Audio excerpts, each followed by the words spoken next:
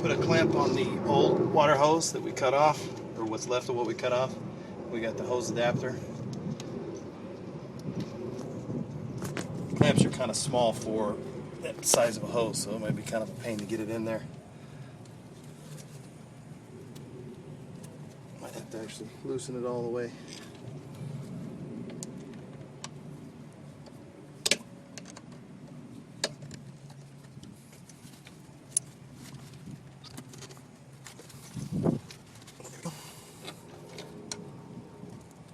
You want your clamp screw to be facing outboard of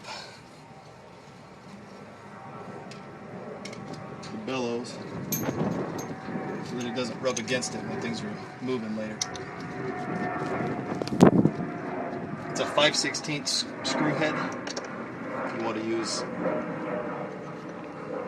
a socket or a wrench to tighten it instead of a screwdriver. For me, it might be a little easier to get the screw head in there.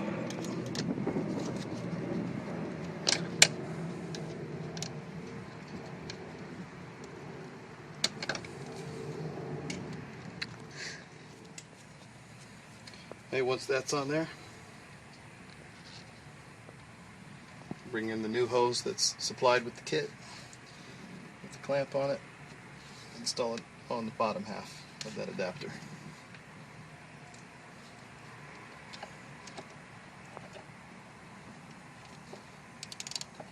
Alright, the next step is to feed the shift cable up through the hole in the transom. What I've done is I've got a helper on top holding the other end of this cable that you can see here coming out of it. That's just a piece of spare cable that I had. I've tied that to the end of the new shift cable, tied it with a good knot, then wrapped it up with some duct tape. Okay, go ahead and start to pull. So what I'm going to do is feed it into this hose while my helper pulls from the top side. Okay, that worked pretty well. We've got the bell housing fed all the way without about a foot in clearance. Just a few things we need to do before we hook everything on. Alright, once the shift cable is fed in there pretty well, you can slide the bell housing towards where it's going to go. And then we're going to guide the bellows onto the flange inside there.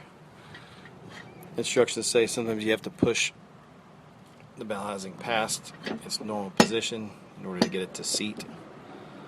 So we're just going to keep pushing, guide it on by hand until it clicks into place onto the flange. It has a little lip and then a little groove that it goes into on the flange. So when it sits in there, you know you're good. Probably have to get a hand up in here to guide it. Alright, so once the bellows is seated, you can check it by kind of pulling out on the bell housing and just making sure, look up inside and make sure that the lip looks the same all the way around and it's seated real well. Get the clamp nice and tight. Next thing we're going to tackle is attaching the water hose. It's going to attach to the back side of this water opening in the front here. So on the back side of this is where the end of this hose is going to connect, but we need to take off. On mine it's going to be about probably 6 or 8 inches, maybe more, because it has to be able to rotate left and right with steering without kinking up. Alright, so the hose is going to connect onto the nipple that's on the back side of the opening right here. Just remember, you can, because we haven't put any bolts into the bell housing yet, you can lift it up like this to give yourself some slack, give yourself room to work. And you have to go a lot by feel, because the nipples up inside the bell housing here can be kind of hard to get to. But put a little pressure on it, get it in the right spot. If you can get 2 hands on it, push back down on the bell housing, and then squeeze it forward until it seats all the way. Alright, now a little bit of blue Loctite from the kit. Just twist that cap off. Just put a little bit on the threads here. These big 1/2-inch Allen bolts for the bell housing. A little bit on that one. A little bit on the together.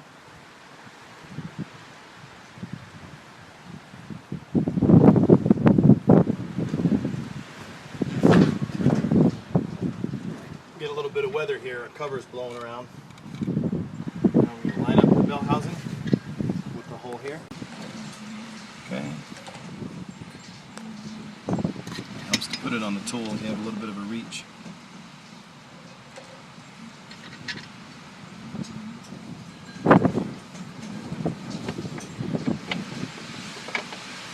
Okay, once you get it started, just a couple turns. Give it a little wiggle to make sure you're not cross-threaded.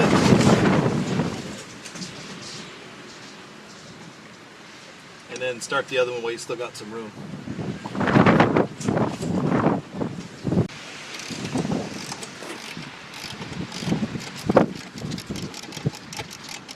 So once you get both sides kind of snugged up,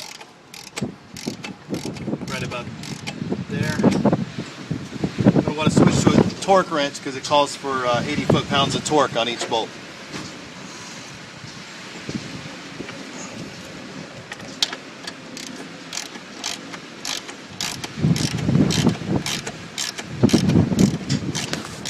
Alright, a good way to stop the bell housing from rotating so you can get some torque on it, stick a wrench or something in there to brace the bell housing against the gimbal. Didn't do that before and it slipped off on me. So now, otherwise the bell housing will just move upwards if you try to put torque on it. Alright, so torque wrench set at 80 pounds.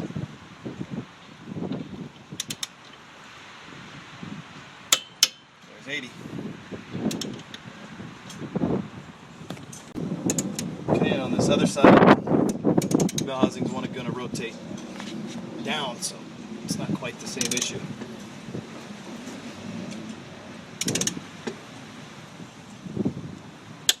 There's 80.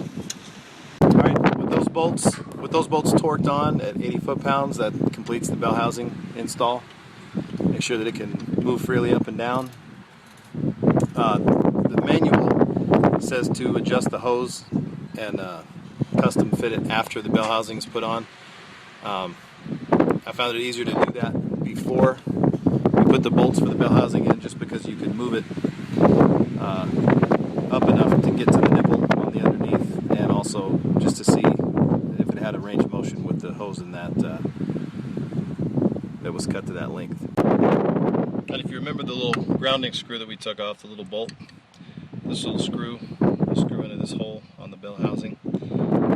Just find that cable, run it underneath the bolt there.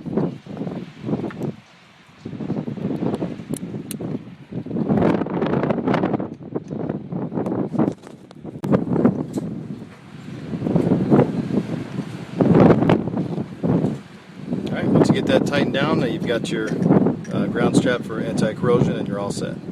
So with that done, the next step is to install the drive and gaskets that go with it, and adjust all the shift cables and shift measurements, and then we'll be finished.